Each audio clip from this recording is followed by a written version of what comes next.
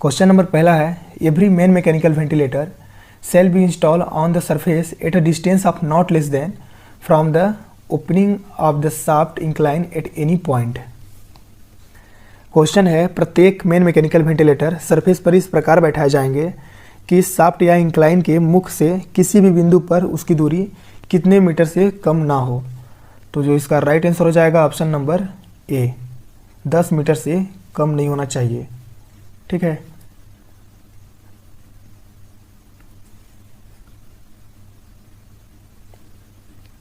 Classification of fire देख लेते हैं हम लोग। तो जो क्लास ए फायर है इसमें आपका आता है कंबस्टेबल मटेरियल, कंबस्टेबल हो गया मटेरियल, जिसमें से आपका आता है टिम्बर, कोल, रबर और कन्वेयर बेल्ट, ये आता है आपका क्लास ए फायर में। क्लास बी फायर में आ जाता है आपका इनकम्बस्टिबल लिक्विड,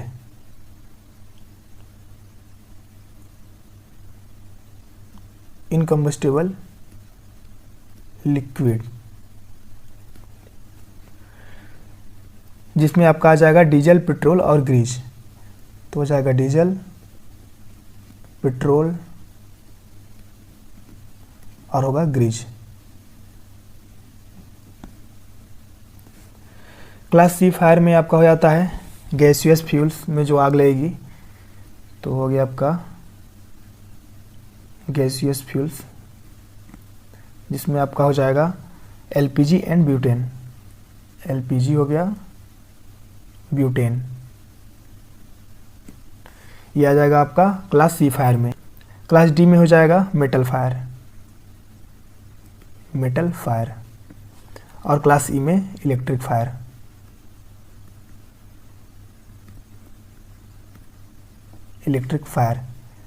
जैसे कि आपका जनरेटर हो गया, केबल और मोटर हो गया, इलेक्ट्रिक इक्विपमेंट, ये सब आपके आ जाएंगे क्लास ई फायर में।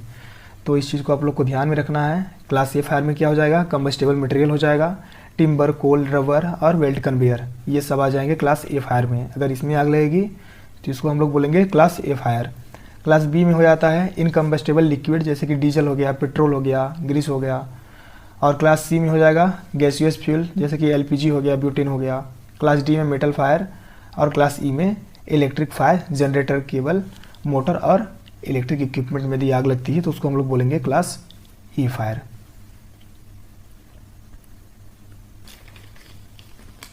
क्वेश्चन नंबर दूसरा है, days prior notice of installation of booster fan shall be send to.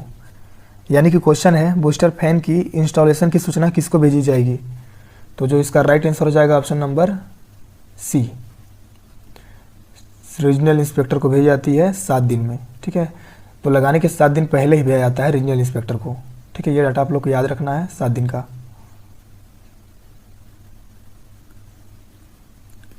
कुछ फुल फॉर्म्स देख लेते हैं हम लोग, जैसे कि है ईएमपी का, तो इसमें आ जाएगा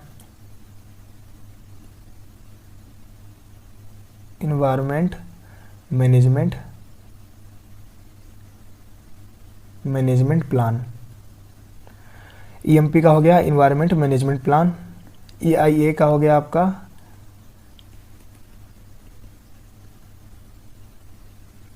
environment impact assessment.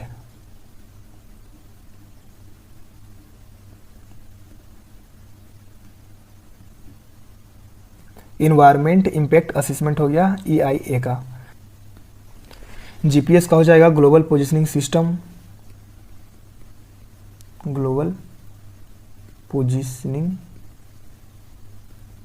System, CPT का हो जाता है crossing point temperature.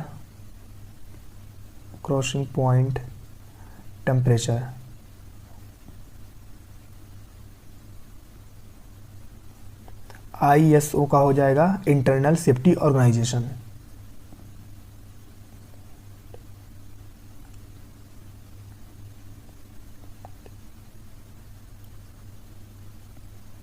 Internal safety organisation. तो ये आप लोग को ध्यान में रखना है। बाकी नेक्स्ट वीडियो में और भी फुल फॉर्म को हम लोग कराएंगे जितने भी माइनिंग में आते हैं।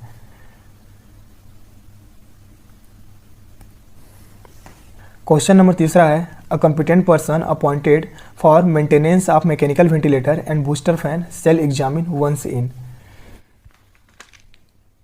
तो क्वेश्चन है, मैकेनिकल वेंटिलेटर और बूस्टर की मेंटेनेंस के लिए सक्षम व्यक्ति कितने समय में मैकेनिकल वेंटिलेटर और बूस्टर फैन की जांच करेगा। ठीक है, मैकेनिकल वेंटिलेटर और बूस्टर फैन की कितने समय में जांच करेगा कॉम्पिटेंट पर्सन। तो जो इसका राइट आंसर हो जाएगा ऑप्शन नंबर ए, 7 दिन में जांच करेगा।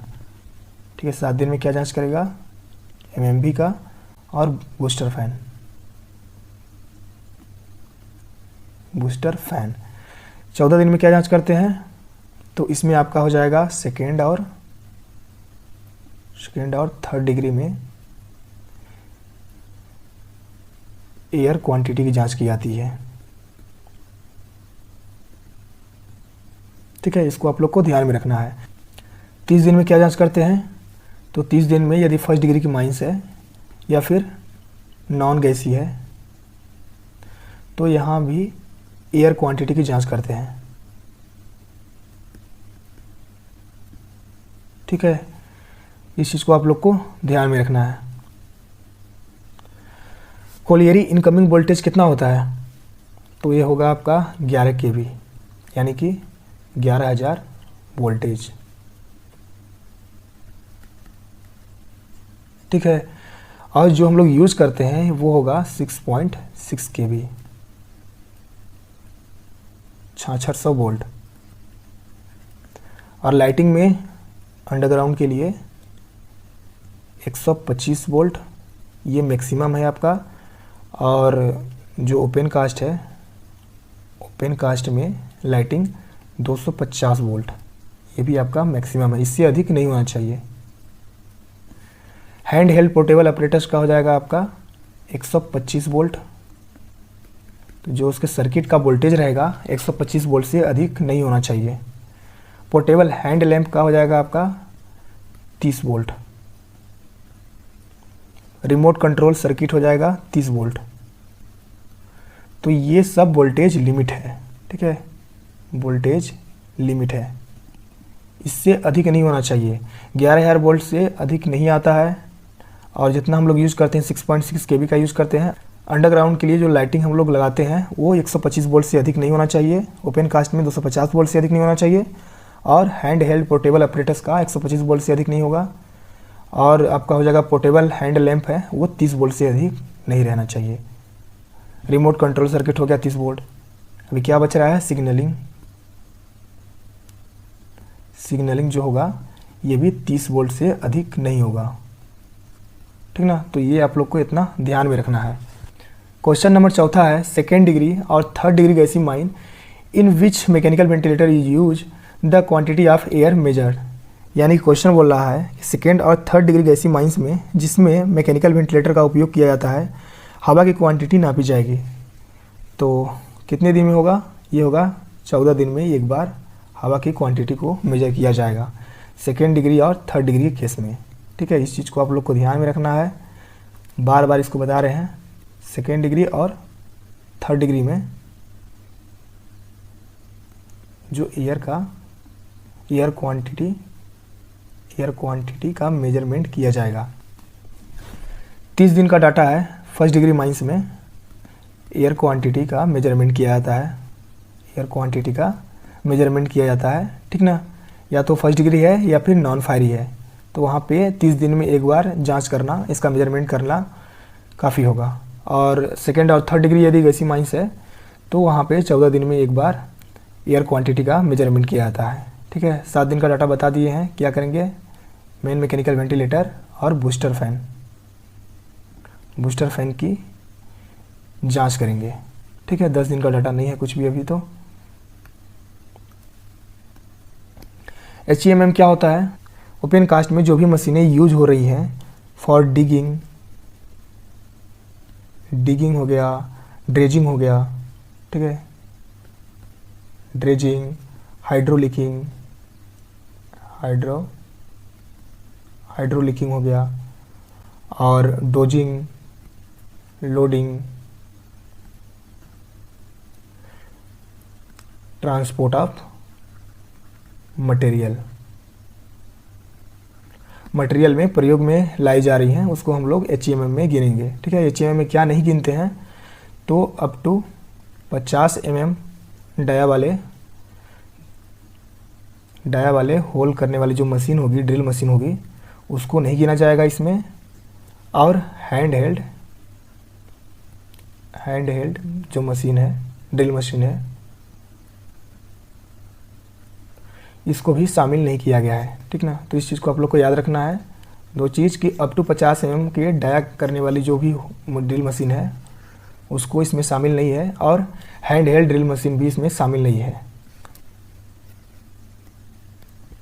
जनरल बॉडी ऑफ एयर क्या होता है, तो इसमें कोल सीम, रूफ कैविटी का एटमॉस्फेयर इसमें शामिल होगा। ठीक ना, इसमें जो कोल सीम और रूफ कैविटी का जो हवा होगा इसमें क्या होगा, शामिल होगा। शामिल क्या नहीं होगा इसमें, तो जो सील्ड ऑफ एरिया है, सील्ड ऑफ एरिया और बोरहोल का जो हवा होगा वो शामिल नहीं होगा। ठीक ना, तो इस चीज़ को आप लोग को ध्यान में रखना है। सील्ड ऑफ एरिया, बोरहोल शामिल नहीं रहेगा। कोल सीम और रूफ कैविटी का जो हवा होगा इसमें शामिल होगा।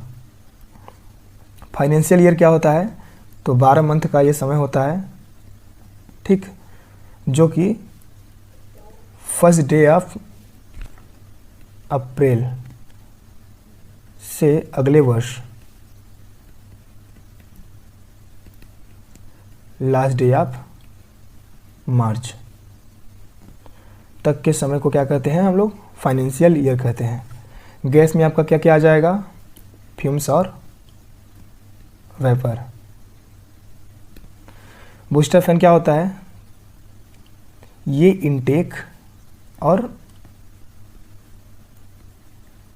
रिटर्न एयर में बहने वाली हवा को बढ़ा देता है। ऑक्सिलरी फैन हो गया आपका, वन और मोर फेस को ये क्या करता है, वेंटिलेट करता है। तो ये चीज़ भी आप लोग को ध्यान में रखना है। HMM क्या होता है, ओपन कास्ट में मशीन जो कि डिगिंग, ड्रेजिंग, हाइड्रोलिकिंग और लोडिंग, ट्रांसपोर्टिंग और लोडिंग हो गया, ट्रांसपोर्टिंग मटेरियल, ये सब के उपयोग में जो मशीनें यूज़ की जाती हैं वो आपका हो जाता है HMM में आता है। अप टू 50 mm के डाया करने वाले होल का जो ड्रिल मशीन है वो इसमें शामिल नहीं है, और हैंड हेल्ड जो ड्रिल मशीन है वो भी इसमें शामिल नहीं रहेगा। जनरल बॉडी ऑफ एयर में कोल सीम और रूफ कैविटी का हवा इसमें शामिल होगा, एटमॉस्फेयर इसमें शामिल होगा। सील्ड ऑफ एरिया और बोरहोल का जो हवा होगा इसमें शामिल नहीं रहेगा।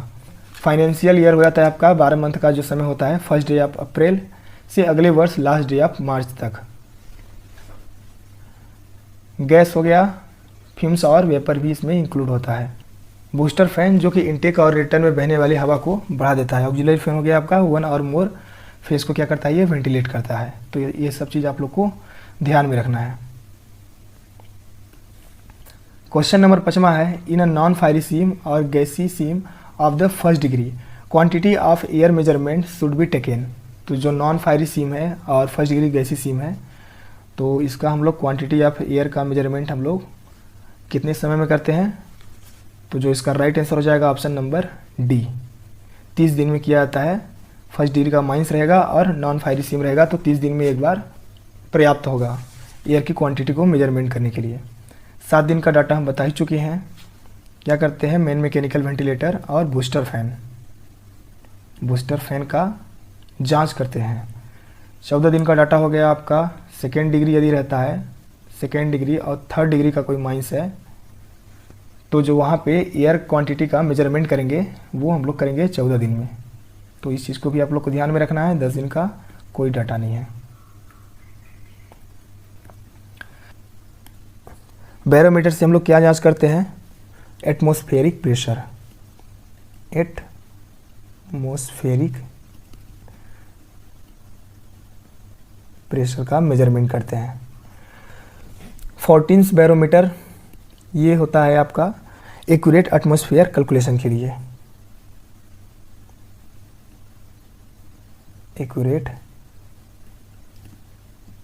एटमॉस्फेरिक कैलकुलेशन के लिए। वायरलिंग हाइग्रोमीटर का यूज रिलेटिव ह्यूमिडिटी के लिए करते हैं। Relative humidity.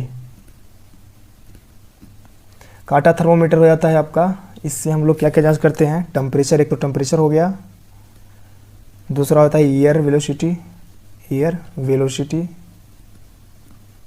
और तीसरा आपका relative humidity, relative humidity. Nanometre से क्या जांच करते हैं, तो एयर वेलोसिटी, एयर वेलोसिटी को मेजरमेंट करते हैं, और वेलोमीटर से भी। ठीक है, तो ये सारी चीज़ आप लोग को ध्यान में रखना है। बैरोमीटर से एटमॉस्फेरिक प्रेशर की जांच की जाती है। 14 बैरोमीटर, ये एक्यूरेट एटमॉस्फेरिक कैलकुलेशन के लिए इसका यूज़ किया जाता है, साइंटिफिक वर्क के लिए। ठीक ना। और जो वायरलिंग हाइग्रोमीटर होता है रिलेटिव ह्यूमिडिटी, काटा थर्मोमीटर टेम्परेचर, एयर वेलोसिटी और रिलेटिव ह्यूमिडिटी। एनोमीटर और वेलोमीटर ये दोनों क्या करते हैं, एयर वेलोसिटी का मेजरमेंट करते हैं। क्वेश्चन नंबर 6वां है, in every there shall be provided 2 independent intake airway. यानी कि प्रत्येक में 2 इंडिपेंडेंट इनटेक एयरवे उपलब्ध कराए जाएंगे। ऑप्शन है fiery seam, gassy seam of 2nd degree और 3rd degree. Fiery seam, gassy seam of 2nd और 3rd डिग्री वेंटिलेशन डिस्ट्रिक्ट। तो जिसका जो राइट आंसर हो जाएगा option number D. Every ventilation district में 2 इनटेक एयरवे होना ही चाहिए। ठीक ना, तो इस चीज़ को आप लोग को ध्यान में रखना है। बाकी फायरी सीम क्या होता है, तो फायरी सीम हो जाता है आपका, चाहे ओपन कास्ट हो, चाहे वो ओपन कास्ट हो या फिर अंडरग्राउंड हो, यदि वहाँ पे फायर है या स्पॉन्टेनियस हीटिंग है तो उसको हम लोग क्या बोलेंगे, फायरी सीम। ठीक ना, इस चीज़ को आप लोग को ध्यान में रखना है। इन्फो का वीओडी कितना होता है, तो इसका हो जाता है आपका 3500 मीटर पर सेकेंड। ठीक ना। स्लरी का हो जाता है आपका 3300 मीटर पर सेकेंड। इमल्सन का हो जाएगा 5000 से 6000 मीटर पर सेकेंड। प्राइमर बूस्टर का हो जाता है 7000 मीटर पर सेकेंड।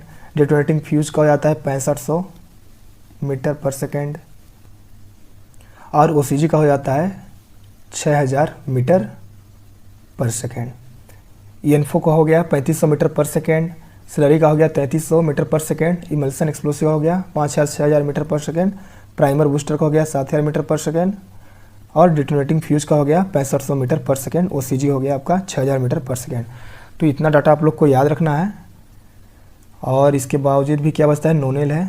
ठीक है, नोनेल का हो जाता है आपका 2000 मीटर पर सेकेंड। और सेफ्टी फ्यूज 100 से 120 सेकेंड पर मिनट। तो इस चीज़ को आप लोग को ध्यान में रखना है। यहाँ पे सेकेंड पर मिनट है, बाकी में मीटर पर सेकेंड है। ठीक ना, तो इस चीज़ को आप लोग को ध्यान में रखना है। क्वेश्चन नंबर 7वां है, every connection between a main intake airway and at main return airway shall be provide with at least door. तो क्वेश्चन बोल रहा है मेन इनटेक एयरवे और मेन रिटर्न एयरवे के प्रत्येक कनेक्शन में कम से कम कितने डोर उपलब्ध कराए जाएंगे। तो जो इसका राइट आंसर हो जाएगा ऑप्शन नंबर बी, 2 डोर होता है। ठीक ना, तो इस चीज़ को आप लोग को ध्यान में रखना है। एग्जामिनेशन ऑफ वाइंडिंग इक्विपमेंट्स के बारे में थोड़ा सा देख लेते हैं। 24 घंटे में हम लोग क्या क्या जांच करते हैं। तो पहले तो हम लोग क्या जांच करेंगे, ड्रम और वाइंडिंग रोप्स के बीच में जो अटैचमेंट होता है, ठीक है, अटैचमेंट्स लगे होते हैं, उसकी जांच करेंगे। डेप्थ इंडिकेटर की जांच करेंगे, डेप्थ इंडिकेटर। केज की भी जांच करते हैं। सस्पेंशन गियर के प्रत्येक भाग की भी जांच करते हैं। ठीक ना, और वाइंडिंग एपरेटस के एक्सटर्नल पार्ट की भी जांच करते हैं। वाइंडिंग एपरेटस के एक्सटर्नल पार्ट की भी जांच किया जाता है 24 घंटे में। और ब्रेक की भी जांच करते हैं इसमें। तो ये चीज़ आप लोग को ध्यान में रखना है। कि 24 घंटे में क्या क्या जांच करेंगे। तो जो वाइंडिंग रस्सा है और जो ड्रम के साथ उसका अटैचमेंट है तो उसकी जांच करेंगे। डेप्थ इंडिकेटर हो गया, केज हो गया, सस्पेंशन गियर की जो प्रत्येक भाग, वाइंडिंग अपरेटस के एक्सटर्नल पार्ट और ब्रेक की जांच की जाती है 24 घंटे में। 7 दिन में क्या जांच करते हैं, वाइंडिंग रस्से की जांच करते हैं 1 मीटर पर सेकेंड की गति से चला करके। ठीक है, तो ये चीज़ आप लोग को ध्यान में रखना है। उसके साथ क्या जांच करते हैं, तो वाइंडिंग इंजन के एक्सटर्नल पार्ट की जांच करते हैं। वाइंडिंग इंजन के एक्सटर्नल पार्ट की जांच करेंगे, गाइड की जांच करते हैं और सिग्नलिंग सिस्टम की जांच करते हैं। सिग्नलिंग सिस्टम 7 दिन का डाटा हो गया। 1 मीटर पर सेकेंड की गति से चला करके वाइंडिंग रस्से की जांच करेंगे, वाइंडिंग इंजन्स के एक्सटर्नल पार्ट की जांच करेंगे, गाइड का हो गया और सिग्नलिंग सिस्टम। 30 दिन में क्या करते हैं, तो 0.5 मीटर पर सेकेंड की गति से चला करके वाइंडिंग रस्से की जांच करते हैं। 12 मंथ का हो गया, वाइंडिंग इंजन के इंटरनल पार्ट की जांच करेंगे। इंटरनल पार्ट का जांच किया जाता है और उसका कंडीशन को देखा जाता है। ठीक है, तो ये चीज़ आप लोग को ध्यान में रखना है। वाइंडिंग इंजन के एक्सटर्नल पार्ट अगर पूछेगा तो 7 दिन, इंटरनल पार्ट पूछता है तो 12 महीना। ठीक है ना, तो इतना डाटा आप लोग को याद रखना है। हालांकि बार बार इसको हम रिवीजन कराएंगे, ठीक है, ताकि आप लोग को भूले ना। क्वेश्चन नंबर 8वां है, every stopping between the main intake and main return airway shall be constructed of machinery और brick work not less than at least in thickness. यानी क्वेश्चन बोल रहा है मेन इनटेक और मेन रिटर्न एयरवे के बीच स्टॉपिंग ईंट से कम कितने मीटर मोटा बनाया जाएगा।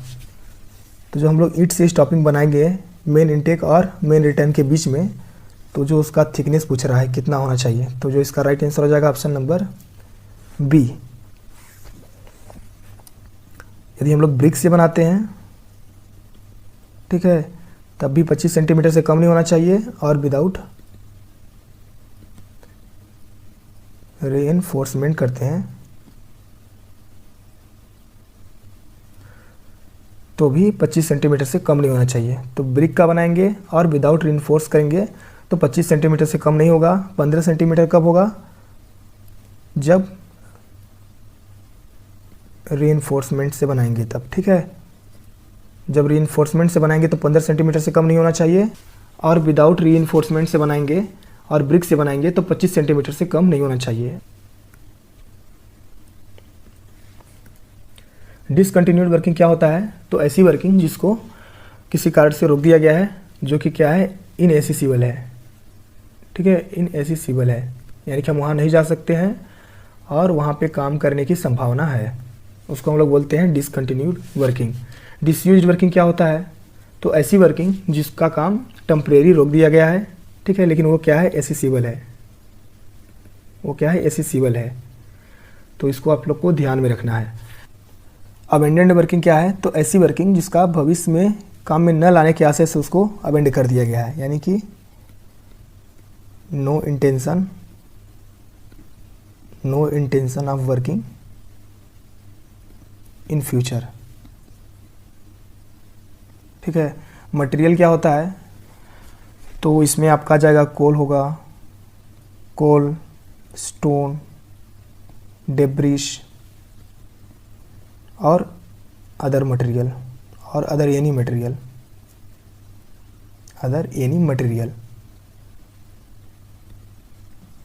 क्वेश्चन नंबर 9वां है, the minimum thickness of a ventilation stopping should in no case be less then.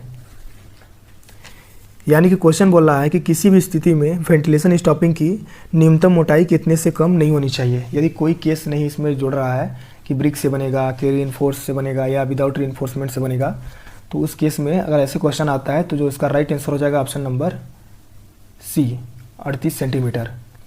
और 15 सेंटीमीटर का तो आपको पता ही है, रीइंफोर्समेंट करेंगे, ठीक है, तब क्या होगा, 15 सेंटीमीटर से कम नहीं होना चाहिए। और 25 सेंटीमीटर से कब कम नहीं होना चाहिए, हम लोग ब्रिक से बना रहे हैं और विदाउट रीइंफोर्स कर रहे हैं। ठीक है, विदाउट हम लोग क्या कर रहे हैं, रीइंफोर्स कर रहे हैं, तो उस केस में 25 सेंटीमीटर से कम नहीं होना चाहिए। अगर इस टाइप से क्वेश्चन आता है तो 38 सेंटीमीटर से कम नहीं होनी चाहिए। ठीक ना, नॉइज़ का वार्निंग लिमिट क्या होता है, तो जो इसका वार्निंग लिमिट होगा 85 डेसिबल। ठीक है, डेंजर लिमिट आपका हो जाता है 90 decibel. A worker should not be allowed to enter without appropriate air protection, तो ये हो जाएगा आपका 115 डेसिबल। ठीक है, जहाँ पे 115 डेसिबल का नॉइस है तो वहाँ पे बिना एयर प्रोटेक्शन के अलाउ नहीं किया जाएगा। Worker shall not be allow to enter in area, यहाँ पे कतई अलाउ नहीं किया जाएगा जहाँ पे 140 डेसिबल नॉइस लेवल है या उससे अधिक है। ठीक ना, तो यहाँ पे अलाउ नहीं किया जाएगा चाहे आप एयर प्रोटेक्शन लगा के ही क्यों ना जाए। तो ये डाटा आप लोग को ध्यान में रखना है। क्वेश्चन नंबर 10वां है, standing order specifying action to be taken for withdrawal a person in the event of stoppage of main mechanical ventilator shall be submitted within day of installation main mechanical ventilator. यानी कि question बोल रहा है main mechanical ventilator के रुकने की स्थिति में व्यक्तियों को बाहर निकालने के लिए की जाने वाली कार्रवाई को निर्दिष्ट करने वाला जो स्टैंडिंग ऑर्डर होगा वो कौन कितने दिन पहले देगा रीजनल इंस्पेक्टर को। ठीक है, मेन इसमें रीजनल इंस्पेक्टर को देना होता है। तो जो इसका राइट आंसर हो जाएगा ऑप्शन नंबर सी, मैनेजर देगा मेन मैकेनिकल बैठाने के 30 दिन के अंदर स्टैंडिंग ऑर्डर को बना करके रीजनल इंस्पेक्टर को देता है। ठीक ना, तो ये डाटा आप लोग को याद रखना है। तो वीडियो को यहीं से समाप्त करते हैं। अब हम लोग मिलते हैं नेक्स्ट वीडियो में। और अगर आप लोग को हमारा वीडियो अच्छा लगता है तो वीडियो को ज़रूर लाइक करें और माइनिंग प्लस को ज़रूर सब्सक्राइब करें। धन्यवाद।